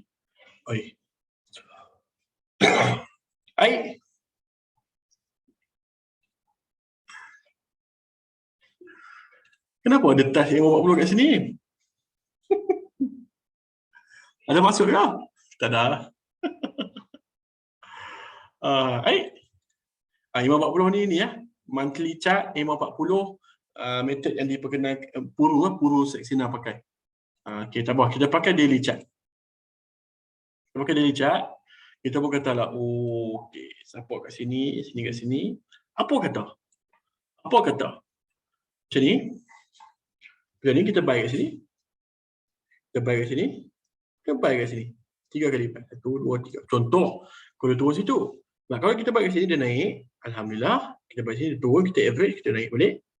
Balik ke sini, kalau dia balik ke sini, kita jual rumah jiran. Kalau dia turun kat sini, kita jual satu kampung. Boleh? Kalau dia turun kat sini, kita jual satu kampung, kat sini kita jual rumah jiran. Contoh. Contoh. So, this is how analyst buat. Kan, ini method yang analyst kalau dalam buku pun ada. Kalau siapa-siapa ambil yang modul 7. Modul 7 untuk stock market. So, kita tengoklah lebih kurang. Saya rasa dah cantik dah ni. Saya rasa lah. Tuan-tuan rasa macam mana?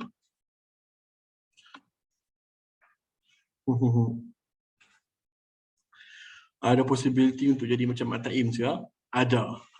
Tapi kena faham lah. Kita kena faham kenapa Ataim jadi macam tu. That is why saya selalu sebut valuation ni is the last part. Saya buat juga sebab saya anggap semua dah study lah bisnes ni. Semua dah tahu dah bisnes Inari buat apa. Semua dah tahu. Sebab tu saya kata valuation is the last part. Tapi knowledge ni saya tahu ramai yang perlukan. Sebab tu saya buat juga. Boleh? Boleh dapat? So, technically, saya tahu tuan-tuan dan puan-puan lebih mahir technical berbanding fundamental. Tapi bagi saya, here is the buy zone. Mungkin dia akan makan tahun kan? Tapi ingat ni saya nak bagi long term ni. Saya bagi satu method, tuan-tuan dan puan-puan buat apa yang rasa sesuai dengan diri. Okay, kita ambil satu lagi contoh. Kita ambil Greetech. Oh, sangat drop Greetech. Sampai menangis drop lah.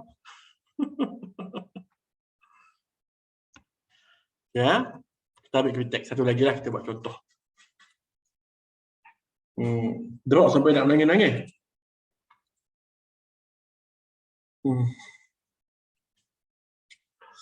Okay.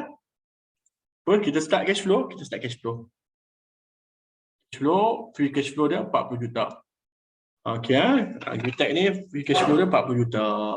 Ataupun kita nak ambil dekat. Dia macam ni lah, salah satu. Ambil sini boleh. Tapi kita ni lah, ambil sini boleh. But mostly company yang grow ni, dia punya free cash flow dia rendah. So tak apa, kita try dua-dua. So kita ambil yang first dulu, 40.23. Okay, kita try dulu. Saya ni kita ni, saya save dulu yang ni. Saya nak tunjuk lah. Saya save.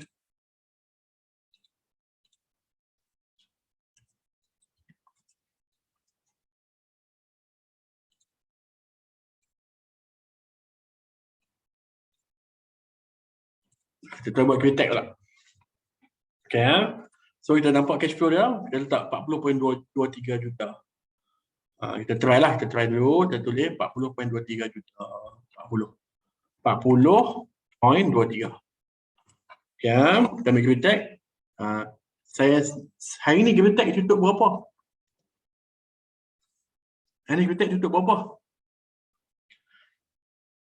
Kalau siapa yang tahu mesti dia tengah hold tu. 368. Yang laju ni tengah hold tu.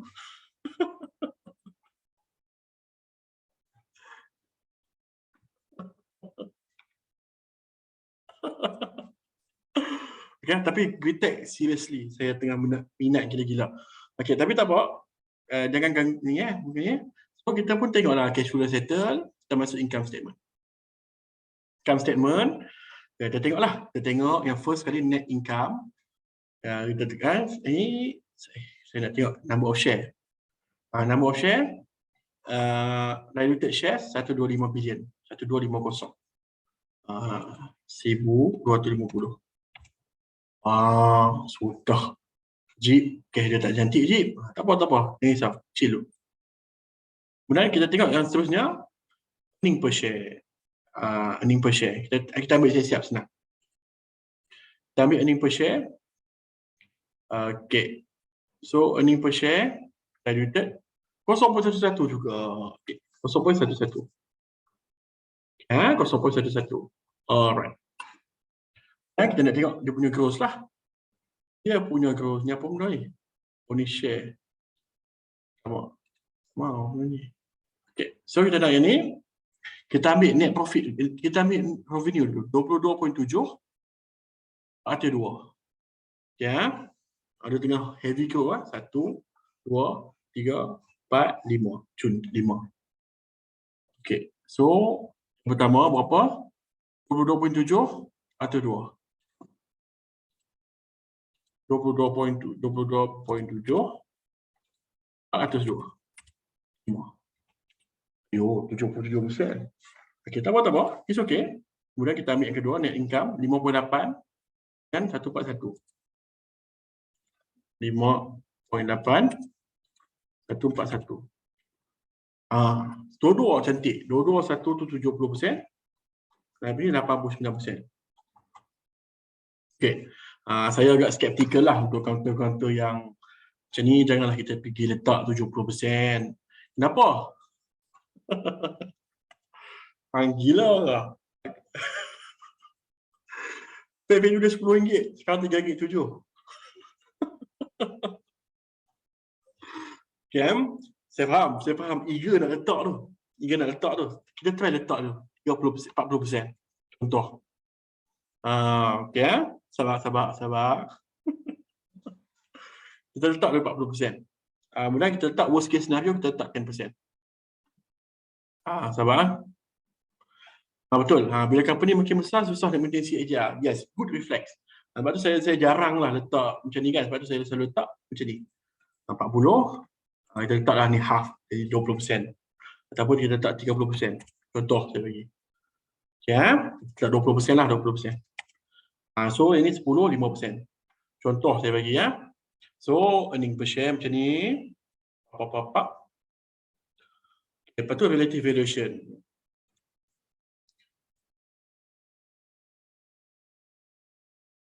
Initial dan second year boleh? Boleh. Tak ada masalah. Sebab tu saya kurangkan ni 20% ni. Okay, contoh kalau kita tengok second year kan. Second year berapa? 93. Yes, more realistic lah. Kita kat sini kan 93. Ya, maaf. Ni 19.06. 19.06.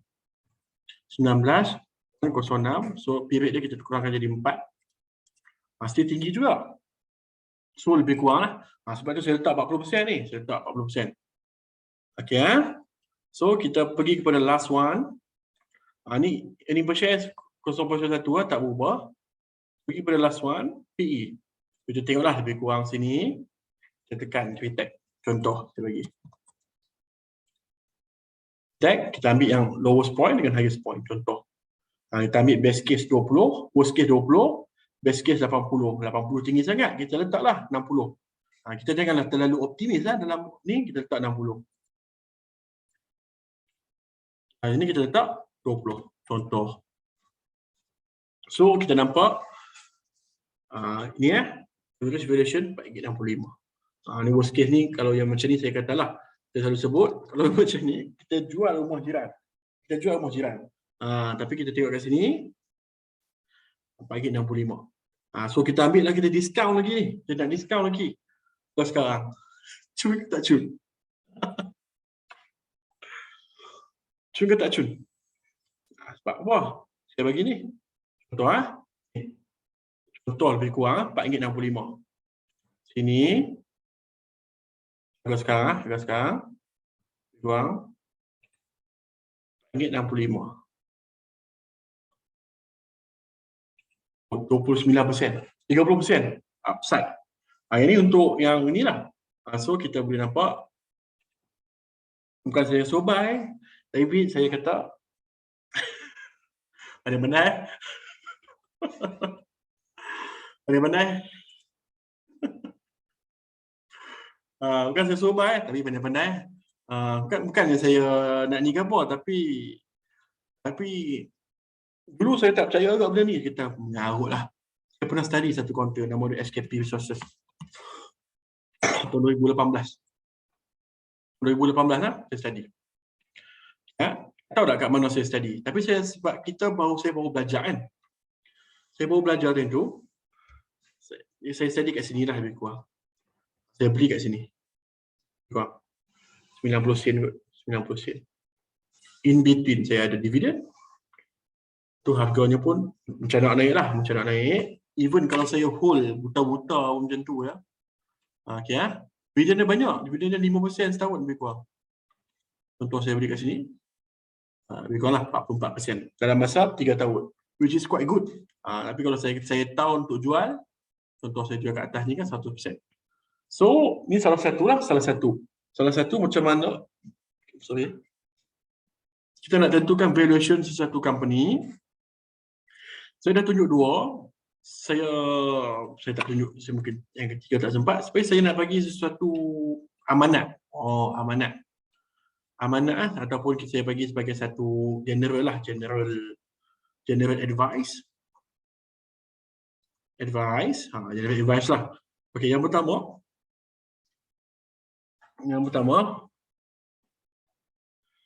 Okay, kenapa orang trade atau invest juga? First thing first, dia orang tak tahu apa yang dia orang buat. Sebab apa? Sebab saya ada satu circle of friends di mana memang kami fundamentalist, memang area RM7 tu memang kami tak pernah sebut pun. Tapi tiba-tiba Greentech area sini aktif, group very aktif. Dah start bincang-bincang lah. So mostly yang beli kat sini technical, dan secondly tak tahu apa yang dia buat, dan yang ketiga sekali golongan yang standard lah, dia beli dan dia takkan loss. Apa kena ingat saham ni based on demand kan, tapi dalam masa yang sama kita cuba tengok macam mana kita nak dapatkan profit yang paling maksimum dalam trading. Okay. Dekat atas ni biasa ada, tapi cuba tengok volume kat bawah. Significant. Volume kecil ya. Right.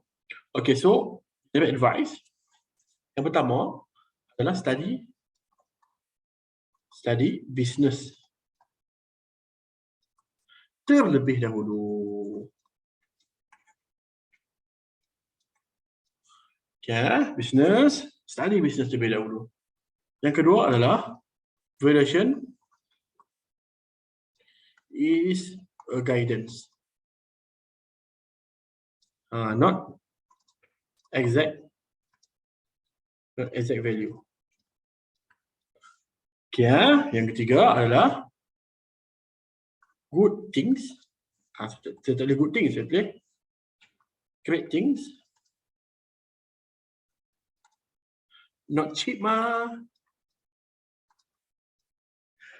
So kena ingat, great thing not cheap. So yang ketiga ni, kenapa saya kata macam ni? Which is, kalaulah kita jumpa something yang macam tadi saya ceritain, contoh counter lain kan.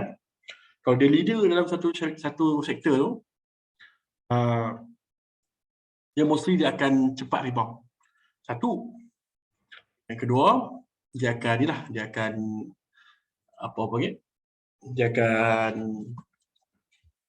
the great things not cheap lah senang. Dia akan naik lagi. Ini saya bagi satu contoh. Sekarang dah drop lah.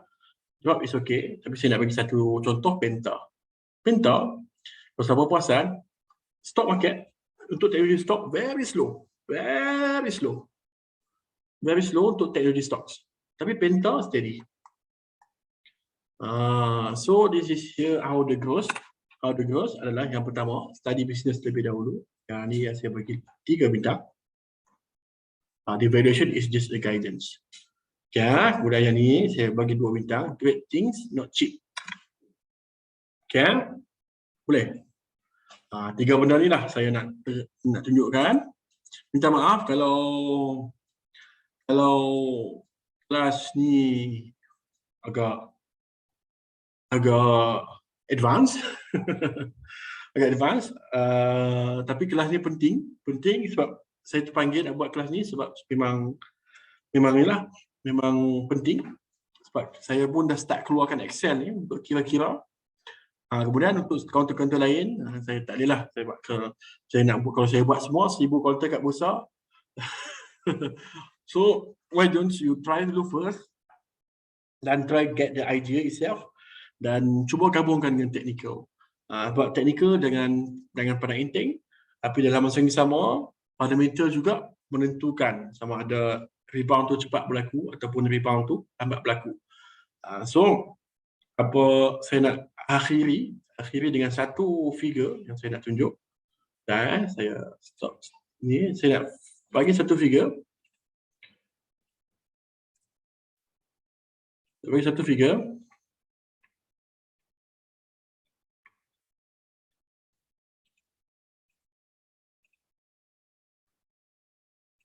Nak bagi satu figure, sekejap.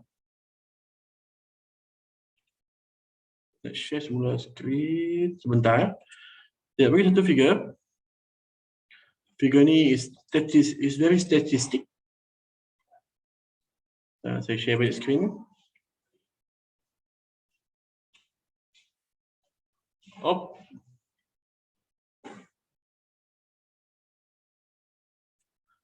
Figure ni is share tadi lah. Share tadi, tapi saya nak share juga.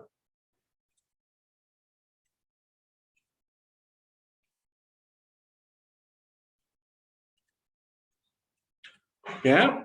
So this here is the figure. Here is the figure. So saya dah cakap, apa yang berlaku sekarang is a normal process. Bukan market crash pun.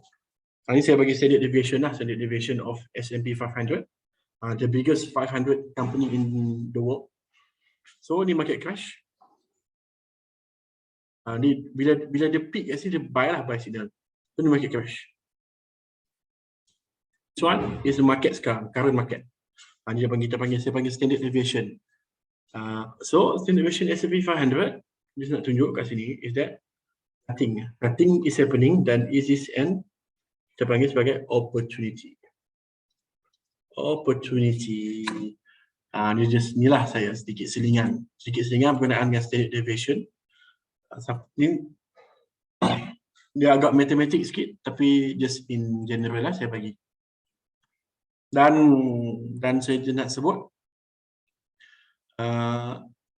satu lagi adalah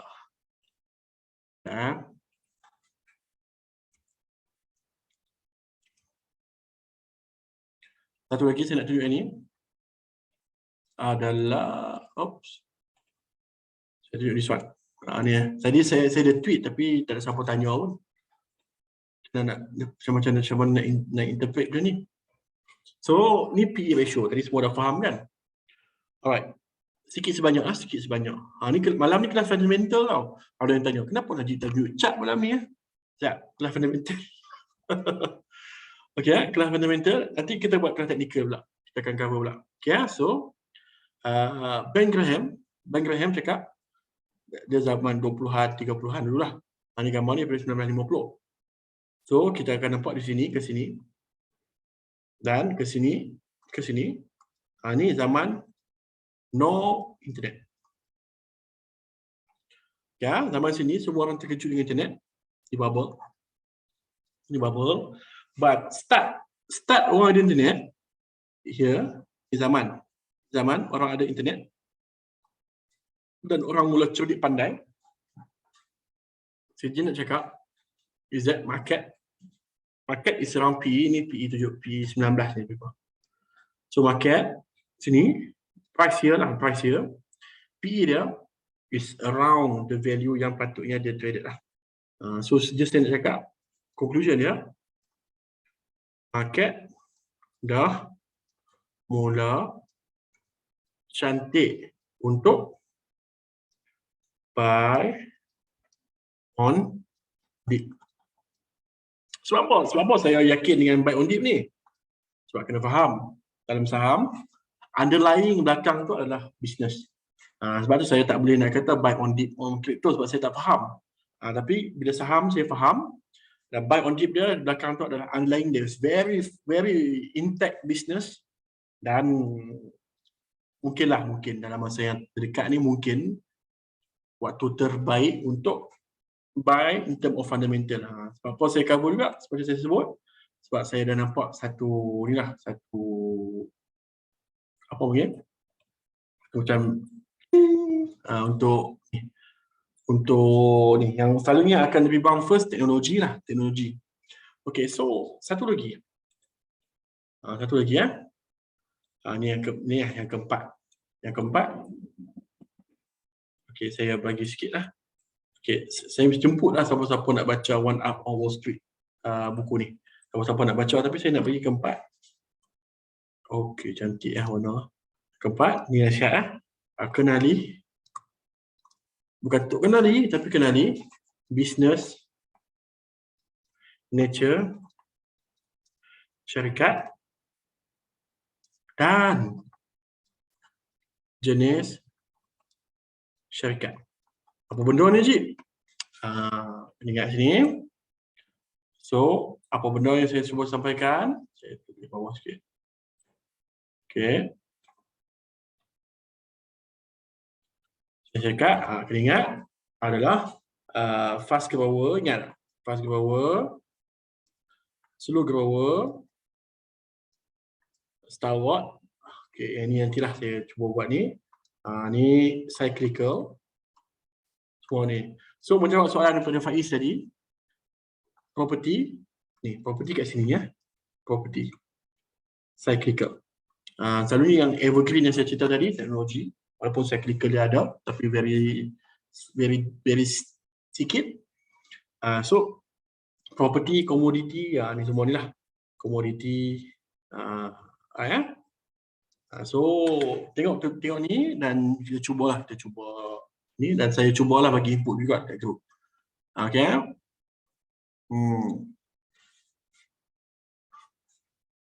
Supply chain disruption, yes, memang ada. Foxconn pun yang mengaku, memang ada supply chain. But, kita cakap susah nak cakap. Susah nak cakap sebab something yang kita tak boleh control, for me at least. But then macam ni lah ayat siapa? Ayat ni. Kalau sekarang kan market tengah drop, buy the stock market. Sebab kan yang ingat ada satu tweet tu, nuklear punya center dekat Ukraine kan, cakap nuklear punya tu kena bom kot, saya nak kata. So buy the dip lah, buy the market. Sebab apa? Kalau nuklear tu propagate, you won't need the money. Macam tu lah lebih kurang ayat dia. So dia cakap, buy the dip, kalau perang tak jadi, kita untung. Kalau perang jadi, kita tak perlukan duit pun.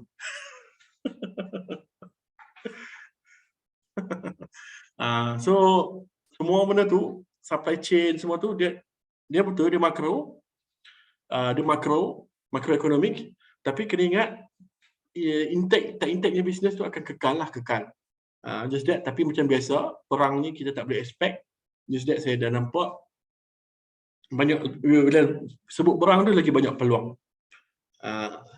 Boleh? Boleh?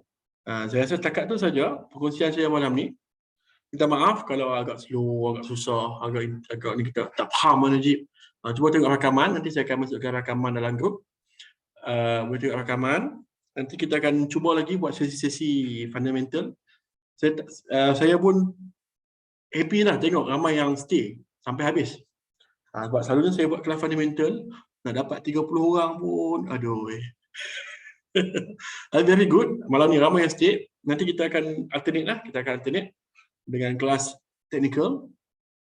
Saya akan balik ke Canada 25 bulan minggu depan. Dan time saya ke Canada tu boleh lagi kita buat sesi ya.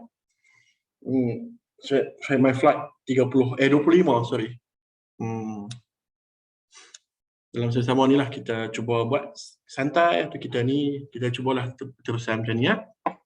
Alright, so jangan lupa siapa yang nak 5 market dev secara percuma, isi borang dalam grup, saya akan bagi secara percuma. Kemudian siapa yang ada soalan berkenaan UOB, boleh ni, siapa yang nak buka account dipersilakan. Maaf kalau ada soalan yang saya tak terjawab, saya akan cuba jawab lah esok JMB Tech. Okey semua. Assalamualaikum dan selamat malam. Kita jumpa lagi di grup. Okey.